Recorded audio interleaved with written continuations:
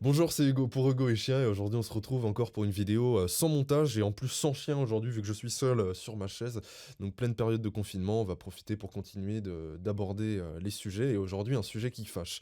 Donc encore une fois avec ce format, il n'y a pas de montage, il n'y a rien de particulier à regarder si ce n'est ma tête et le magnifique fond blanc qu'il y a derrière. Donc vous pouvez quitter votre écran et faire autre chose. Donc on va tout de suite attaquer avec ce sujet qui est difficile, donc je vais pas me faire que des amis en l'abordant. Mon sujet, c'est mon chien a eu un passé difficile, et alors? Alors, votre chien a eu un passé difficile et il vous est difficile de ne pas le traiter avec pitié. Je vais vous expliquer en quoi c'est une erreur. Un chien est un animal social, vous le savez, et aussi sensible. Il peut arriver dans sa vie que des événements traumatisants lui arrivent, malheureusement. Abandon, combat, attaque, coups répétés, etc. Leur comportement peut alors changer. Ils peuvent devenir méfiants, agressifs. Savez-vous pourquoi? Parce que c'est un conditionnement. Ce sont des réactions stéréotypées. Lorsqu'un chien a eu un passé traumatisant, la réhabilitation à vie de chien normal demande plus de temps que l'éducation classique d'un chien. Il faut être beaucoup plus patient, beaucoup plus subtil, car le moindre faux mouvement peut le brusquer. Globalement, presque tout le monde le sait, et quasiment tout le monde aurait agi ainsi par instinct, en étant plus patient. Cependant, ce qu'il faut noter, c'est que les codes canins s'appliquent autant à un chien traumatisé qu'à un autre chien.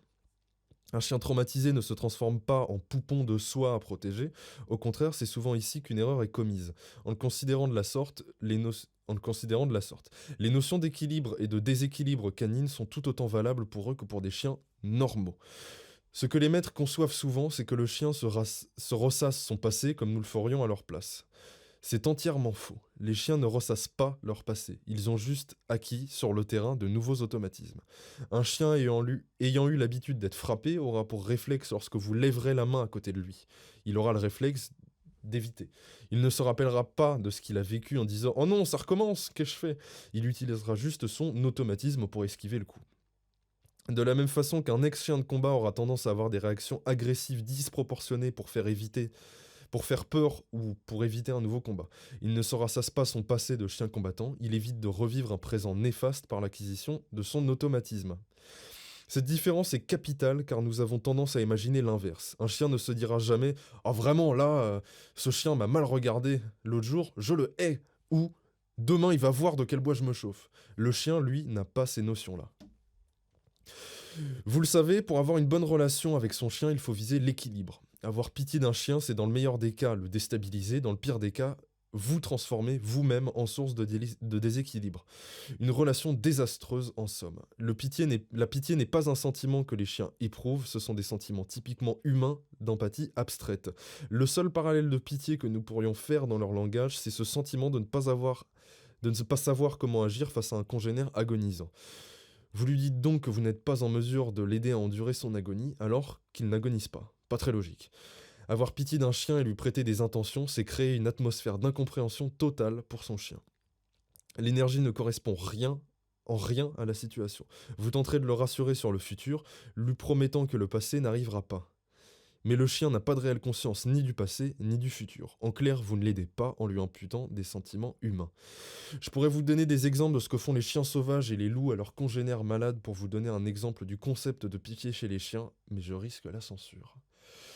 Vous allez me dire, mais alors pourquoi mon chien, ancien battu, a toujours peur quand je lève la main? C'est très simple. Au même titre que le conditionnement positif, qui consiste à récompenser un bon comportement pour le rendre habituel, il existe son penchant opposé, le renforcement négatif. Le système est exactement le même. Un comportement donné permet de diminuer les dommages, la douleur, la peur, etc. Une forme d'anti-récompense, si on veut. Une esquive est récompensée par une non-douleur. Un chien traumatisé aura donc des conditionnements pour, justement, éviter de resubir la douleur, donc il va apprendre à esquiver. Le principal problème autour de cette notion de pitié, c'est que le chien ne peut, par définition, jamais retrouver une place de chien. En devenant un petit protégé au lieu d'un chien, il ne peut pas retrouver son équilibre naturel. Le maître apitoyé devient laxiste, trop attentionné, indifférent aux signes de mal-être psychologique, car après tout c'est normal, il est traumatisé. Et pourtant, nous le savons, ce sont des éléments qui procurent aux chiens des troubles psychologiques et comportementaux. Dans ce cas-là, particulièrement, c'est un stress chronique qui apparaît généralement. Chien pot de colle, aboyeur compulsif, anxiété de séparation violente, réaction agressive envers les étrangers, etc. Ce qu'il faut, si vous avez un chien traumatisé et que vous voulez l'aider, c'est l'aider à redevenir un chien normal. Tout simplement lui donner un traitement, Tout simplement. Lui donner un traitement de faveur ou s'apitoyer sur son sort n'aura que des mauvaises conséquences sur lui. En voulant l'aider par la pitié, vous lui créerez du stress car il ne peut comprendre le monde dans lequel il vit. Commencez par le traiter comme un chien normal pour qu'il redevienne un chien normal. En clair, si votre chien est très sensible à quelque chose, au lieu de tenter de le rassurer par des mots, des caresses, effectuez plutôt de la désensibilisation. Si vous le caressez alors qu'il a peur de quelque chose, vous l'encouragez à avoir peur. Vous êtes à ce moment-là en train de renforcer un traumatisme. Pour l'aider à pratiquer la désensibilisation en lui montant très progressivement, alors, pour l'aider, pratiquez la désensibilisation en lui montrant très progressivement que ce dont il a peur n'est pas réellement effrayant. Progressivement, il vous imitera. Et la meilleure façon de l'inviter à vous imiter est de vous montrer sûr de vous. Il aura toutes les raisons de suivre un guide sûr de lui, dans le cas du chien ex-battu par exemple. Au lieu de le caresser à chaque fois qu'il a peur d'être tapé, levez volontairement la main au-dessus de sa tête et faites immédiatement autre chose d'un air décidé. Il faut qu'il pense que vous étiez sur le point de le taper et qu'il se rende compte immédiatement qu'il ne s'est rien passé. Progressivement, si vous répétez de nombreuses fois cet exercice, il comprendra que lever la main ne signifie pas être tapé. Vous avez simplement levé la main, après tout. Il pourra donc être plus détendu vis-à-vis des humains, même si la confiance est quelque chose qui met beaucoup de temps à revenir. Enfin, pour l'aider à revenir à sa vie de chien normal, faites les choses comme vous le feriez avec un chien normal. Sortez en promenade régulièrement pour qu'il assimile la promenade à la détente. Jouez avec lui, même s'il ne comprend pas forcément au début comment s'y prendre. Faites respecter des règles claires pour qu'il puisse se situer et ne vous faites pas amadouer, c'est lui faire du mal. Pour permettre à un chien traumatisé de se sentir bien, il faut s'armer avant tout de patience, de force, d'esprit. Ce sont les seules choses qui peuvent l'aider à retrouver un équilibre de vie sain. Il faut lui faire comprendre que dans la vie qu'il mène, il n'y a aucune raison de stresser. Chaque stress retiré sera un pas vers l'équilibre. Donc le but de ce texte que j'ai écrit, c'est d'avant tout de sensibiliser les maîtres qui ont des chiens qui ont été traumatisés au fait que les prendre pour des petits objets fragiles, ce n'est pas les aider. Et j'ai même envie de dire, moi je ne suis pas psychologue humain, je n'ai pas beaucoup de connaissances en psychologie humaine, mais je pense ne pas forcément beaucoup m'avancer en disant que surprotéger un enfant qui est traumatisé ou un enfant qui est par exemple renfermé, trop introverti ou ce genre de choses, je ne pense pas trop m'avancer en disant que le surprotéger, ce n'est pas l'aider. Et bah de la même façon pour un chien, surprotéger un chien qui a été traumatisé, ce n'est pas du tout l'aider, au contraire, parce que le chien, ce qu'il a besoin de voir dans sa vie, c'est des choses de chien, c'est vivre sa vie de chien, c'est-à-dire avoir une vie normale, donc de quoi a besoin un chien, de se dépenser physiquement, c'est-à-dire de se promener, ou de jouer, ou de faire ce qu'on veut, et de se dépenser intellectuellement, enfin moralement, ou ce qu'on veut, pour qu'il puisse trouver un rôle, c'est-à-dire avoir des limites dans sa meute, de savoir ce qu'il peut ou ce qu'il ne peut pas faire, de la même façon que s'il était tout seul dans la forêt, est-ce qu'il doit manger un champignon vénéneux ou pas? Une fois qu'il a mangé le champignon vénéneux, il en a bien une bonne idée s'il a réussi à s'en sortir. Il faut pas manger ce champignon, c'est une limite. Et bah de la même façon dans le foyer, dans la meute du chien, avoir les limites, ça lui permet de savoir ce qu'il peut ou ne peut pas faire, c'est-à-dire ce qui peut être bon pour lui et ce qui peut ne pas être bon. Et dans le cas d'un chien traumatisé, c'est très difficile parce que justement, ce qui est bon, il n'en a pas forcément beaucoup d'idées. Il sait pas forcément ce que c'est, ce qui est bon pour lui. Ce qui va être bon pour lui, c'est de manger. Il va avoir tendance d'ailleurs, en général, à se jeter sur la bouffe ou au contraire à être vraiment très timide en se disant peut-être que je vais me faire taper si je la mange. Non, il faut que tous ces éléments-là, tout ce qui est bon redevienne une source de calme et non pas une source d'excitation, parce qu'il il faut pas non plus que ça se transforme comme ça. Un chien traumatisé, il faut pas non plus le surexciter, parce que vous allez juste créer exactement le même problème, mais différemment. C'est que le problème va être le même, le chien va toujours être traumatisé, va toujours avoir des traumatismes, va toujours avoir des réflexes si vous levez la main, si vous, je sais pas, s'il y a un chien qui aboie dans la rue, il va penser que c'est une attaque va arriver. C'est pas en le surexcitant et en faisant en sorte qu'il soit tout le temps à remuer la queue et tout comme ça que vous allez lui permettre de se rétablir en tant que chien. Ce qu'il faut pour un chien traumatisé, c'est recréer un conditionnement vers le bien, vers ce qui est bien pour un chien, ce qui est bon pour un chien, c'est-à-dire le calme et l'équilibre de vie. Donc ce qui est bon pour un chien, c'est retrouver le calme de sa vie. Ça va être réapprendre par exemple un chien qui a servi de chien de combat ou un chien qui a déjà été attaqué. Alors à savoir, je me permets de le placer, mais quand un chien a été attaqué, la plupart du temps c'est le maître qui est traumatisé et pas le chien. Je me permets de placer ça là. D'ailleurs, il y a une vidéo que j'ai fait juste avant avec le mythe du petit chien agressif, me semble-t-il, ou je sais plus laquelle c'était, mais bon, c'est une des 4 d'avant. Euh, La plupart du temps, dans le cas d'une attaque simple, une seule attaque, en général, c'est plus le maître qui est traumatisé que le chien réellement. Donc dans ce cas-là, admettons il était attaqué plusieurs fois suite à ce qu'un chien les regardait fixement et soit prêt à l'attaquer en aboyant, en dressant son poil et tout ça. Le traumatisme qui arrive de ça, le traumatisme, c'est le conditionnement de un chien aboie, il me regarde mal, il est prêt à bondir, je vais me faire attaquer. La bonne réponse, c'est pas de le caresser pour lui dire c'est bien d'avoir peur. La bonne réponse dans ce genre de situation, c'est justement être soi-même en mesure de lui apporter une défense. C'est-à-dire qu'au lieu de lui dire dans cette situation je, je te caresse pour te dire bravo, félicitations, tu as peur, c'est la bonne chose à faire. Et en plus, être soi-même tendu parce que on a peur de ce qui peut se passer. Lui, dans sa tête, c'est bien d'avoir peur, donc c'est bien de réagir en fonction de la peur, c'est-à-dire par de l'agressivité ou de la fuite. Et en plus de ça, comme vous êtes dans une période où vous avez peur, vous n'êtes pas en mesure de le protéger, donc ce que lui comprend, c'est qu'il est seul à devoir gérer la situation, sachant que ce qui est bon pour lui, c'est de fuir ou d'agresser. Donc là, c'est un très mauvais conditionnement et c'est comme ça qu'on arrive à des extrémités avec les chiens traumatisés. Non, la bonne réaction à avoir dans ce genre de situation, c'est justement de lui apporter une protection, c'est de lui apporter quelque chose, c'est-à-dire que vous êtes sûr de vous. Ce qui peut être bien dans ce genre de situation, alors tout le monde ne peut pas le faire, je le sais, mais je me permets pour ceux qui peuvent se permettre de le faire, c'est d'apprendre par exemple à se bagarrer avec son chien, particulièrement si c'est un gros chien, pour savoir comment réagit un chien, comment a tendance à attaquer un chien, et ça peut vous permettre aussi de gagner en confiance si un jour un petit chien venait commencer à vous agresser. Parce que vous saurez quoi faire et vous aurez beaucoup moins de peur vis-à-vis de ça. Moi par exemple, je me bagarre très régulièrement avec mes chiens, donc avec Peppa qui est un petit modèle très compact, qui me fait penser d'ailleurs à un petit pitbull, et j'ai avec Nagato qui est le modèle plutôt loup, donc si j'ai un problème avec un malinois, ce qui m'est déjà arrivé d'ailleurs, ce jeu de bagarre me permet d'avoir confiance en moi face à un autre chien. Je sais que si le chien attaque, je pourrais réagir. Donc dans ce cas-là, je sais à peu près comment faire, je sais comment il va réagir, mais même sans aller à cette extrémité-là de l'attaque, la plupart du temps, le seul fait de corriger sa posture et le seul fait d'être sûr de soi permet de faire fuir l'autre chien.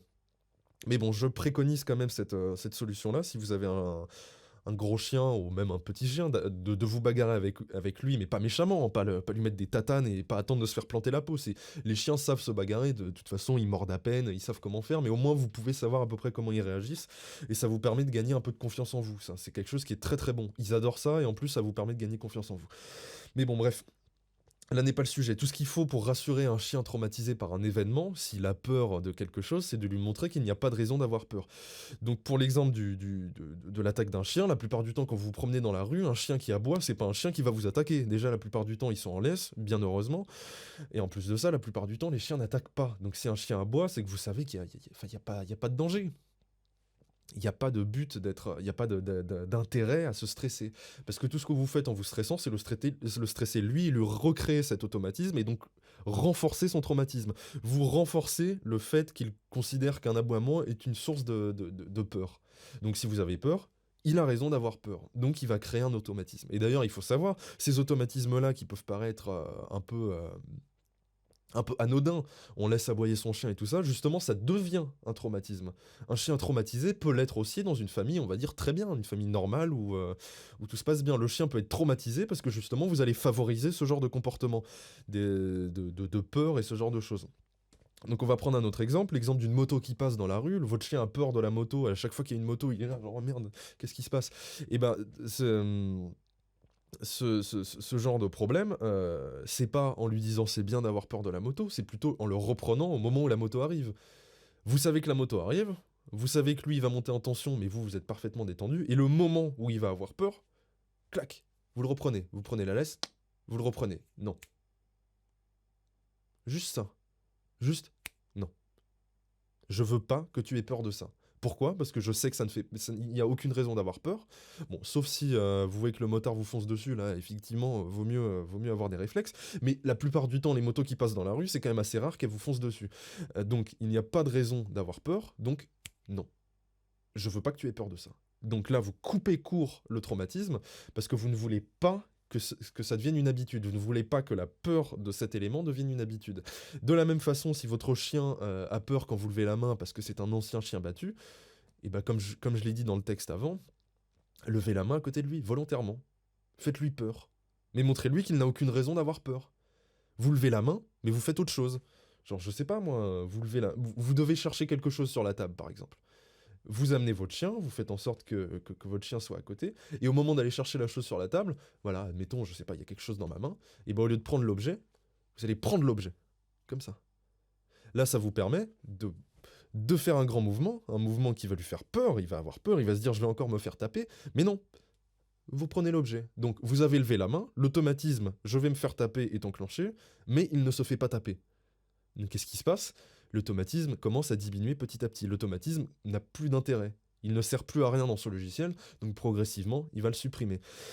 Donc, ce que je voulais dire à travers ce texte de mon chien est traumatisé, et alors, c'est qu'un chien traumatisé reste un chien. Je suis désolé de le dire, beaucoup de gens prennent des chiens à la SPA en se donnant bonne conscience, c'est-à-dire que c'est un chien qui a été battu, oh là là, il a les yeux qui pleurent et tout ça, oh là là, qu'est-ce qu'il est triste. Et donc du coup prennent un chien pour se racheter une conscience, mais ce qui n'est pas forcément une mauvaise chose, c'est faire du bien, comment dire, faire le bien, permettre à un chien de se rétablir alors qu'il a eu une vie difficile, c'est quelque chose de très bien. Je dis pas que c'est mal. Ce que je dis, c'est que en voulant se racheter une conscience, les gens oublient parfois qu'un chien reste un chien. Et ça, c'est un problème. C'est que ce qu'il faut, c'est non pas se racheter une conscience en faisant tout ce qui nous semble être bon, c'est-à-dire choyer, le surcouver et tout ça, on va dire dans le réflexe de mère poule, qui est quelque chose d'assez dramatique d'ailleurs. La mère poule dans la société est un vrai problème, mais y compris pour les chiens. Et bah pour les chiens, c'est pareil. Ce syndrome de la mère poule est un problème pour les chiens qui ont été traumatisés. Parce que d'ailleurs, il faut savoir aussi qu'il y a des chiens qui ne sont pas du tout traumatisés, mais comme ils sont récupérés de la SPA, développent des traumatismes parce que les gens prennent le chien en pitié et se disent, comme il vient de la SPA, il faut lui faire une belle vie, il faut qu'il puisse ne rien faire de sa journée, se la couler douce. Enfin bon, à chaque fois, le chien devient non pas un chien, mais un espèce d'objet de décoration qu'on doit faire se sentir bien avec, on va dire, un référentiel un peu faux qui est le référentiel de l'oisiveté. C'est-à-dire qu'on pense que l'oisiveté, le fait de manger en grande quantité, de manger des friandises toute la journée, c'est quelque chose qui va les rendre heureux. Mais pas du tout. Et justement, c'est là qu'on crée des traumatismes. Et là, on le verra encore plus tard dans une prochaine fois. Le problème, par exemple, avec les friandises. On a tendance à donner les friandises aux chiens, mais ça ne les aide pas non plus. C'est pas quelque chose qui les aide. Donc, mon message dans cette vidéo, c'est votre chien est traumatisé, et alors quoi? Ça reste un chien. Donc, ce qu'il faut pour que votre chien traumatisé se sente bien, et pour éviter que votre chien développe des traumatismes, c'est de le considérer tout simplement comme un chien normal. Il faut que ça devienne un chien normal. Rien de plus, rien de moins. Donc voilà pour cette vidéo sur le traumatisme. Donc je vérifie que je n'ai rien à rajouter. Bah, peut-être l'exemple des chiens sauvages et des loups sur la pitié, parce que ça c'est quand même un exemple qui à mon avis vaut la peine d'être cité, même si, comme je l'ai dit, je risque la censure, mais la vérité c'est que chez le chien, la pitié n'existe pas. Euh, pour que les chiens s'établissent dans de bonnes conditions et qu'ils soient en relation d'équilibre avec leur milieu, la pitié est un problème, c'est une énergie de faiblesse, c'est pas quelque chose qui existe. C'est prendre en considération ce qui va créer un déséquilibre, prendre en considération un problème. La seule chose qui existe chez le chien, c'est l'adaptation. C'est que si un chien a tendance à être plus faible que les autres, il va devoir s'adapter, donc il va devoir se montrer plus nerveux, plus virulent, plus... Je ne sais pas, il va devoir s'adapter pour trouver des moyens de s'adapter à une situation. Donc la pitié dans la nature, si je vous donne l'exemple de comment ça se manifeste, des chiots malades, qu'est-ce que va faire la mère? Elle va pas les prioriser, elle va les tuer. Un chiot handicapé, la meute dans laquelle il vit ne va pas prioriser ce chiot. La meute va le tuer. Tout simplement. C'est aussi simple que ça. Tout ce qui est déséquilibré dans une meute va être éliminé. Donc c'est pour ça que dans la relation de pitié qu'un humain peut avoir à un chien, ça ne veut rien dire. Le chien ne comprend pas. Parce que soit on lui laisse l'opportunité d'être un chien, de s'intégrer à la meute, soit on l'élimine. dans le logiciel d'un chien, c'est ça. Soit on élimine, soit on intègre. Donc, le mieux en général, c'est quand même de viser l'intégration. Enfin, j'imagine que vous vous en doutez. Et donc, l'intégration, c'est permettre à son chien de redevenir un chien, tout simplement. Donc, je vais finir là-dessus sur cette vidéo. Donc, si vous avez des remarques à faire, soit sur le contenu, soit sur la forme, hein, je sais pas. Bon, bah, là, niveau décor, de toute façon, pour l'instant, on va pas pouvoir faire beaucoup mieux. C'est le confinement, donc je vais avoir du mal à bricoler autre chose. N'hésitez pas à me laisser un commentaire, en tout cas, sur le fond ou sur la forme, si vous avez des questions, des remarques ou quoi que ce soit. Je me ferai un plaisir d'y répondre. Donc, on se retrouve dans une prochaine vidéo traitant d'un autre sujet, où ça sera à peu près le même format. Ça sera le même fond, d'ailleurs, parce que, voilà, le confinement oblige, ça sera comme ça. Donc, n'hésitez pas à mettre un petit pouce en l'air, à commenter, à vous abonner, à faire tout ça, à partager à vos amis si vos amis ont un problème avec un chien traumatisé, par exemple. Et donc voilà, je vous laisse pour ça pour aujourd'hui, et puis je vous dis à la prochaine. Allez, ciao!